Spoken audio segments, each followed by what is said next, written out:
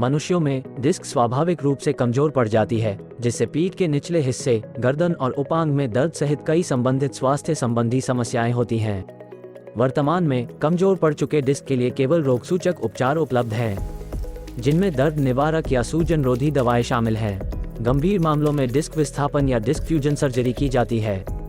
इस प्रकार कमजोर होते डिस्क की गति को कम करने या मनुष्यों में डिस्क को फिर से पैदा करने पर आधारित एक उपचार प्रक्रिया को विकसित करने की तत्काल आवश्यकता है।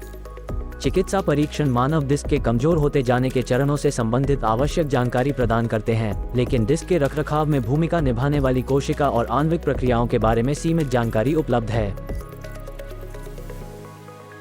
सबसे महत्वपूर्ण बात यह है कि कमजोर होते डिस्क की गति को कम करने या मनुष्यों में डिस्क को फिर से पैदा करने पर आधारित कोई चिकित्सा प्रक्रिया या उपचार ज्ञात नहीं है।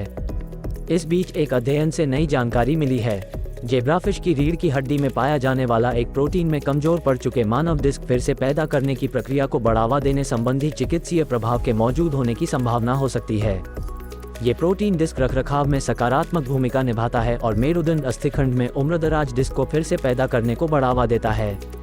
विज्ञान और प्रौद्योगिकी विभाग के स्वायत्त संस्थान आगरकर रिसर्च इंस्टीट्यूट पुणे द्वारा किए गए एक अध्ययन में पता चला है कि अंतर मेरुदंड डिस्क कोशिकाओं से स्रावित कोशिका कम्युनिकेशन नेटवर्क फैक्टर 2A नामक एक प्रोटीन कमजोर व उम्रदराज होते डिस्क में डिस्क को फिर से पैदा करने को उत्प्रेरित करता है तथा इसके लिए fibroblast growth factor receptor sonic hedgehog pathway नामक तरीके को संशोधित करके कोशिका प्रसार करता है और कोशिका को संरक्षित करता है।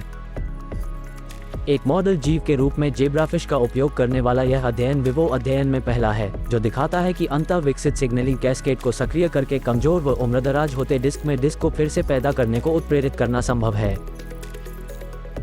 जर्नल डेवलपमेंट में प्रकाशित इस अध्ययन में आनुवांशिकी और जैव रसायन दृष्टिकोण का उपयोग किया गया है और यह डिस्क के कमजोर होती प्रक्रिया की गति को धीमा करने या कमजोर हो चुके मानव डिस्क में डिस्क को फिर से पैदा करने की प्रक्रिया को उत्प्रेरित करने के लिए एक नई रणनीति तैयार करने में मदद कर सकता है।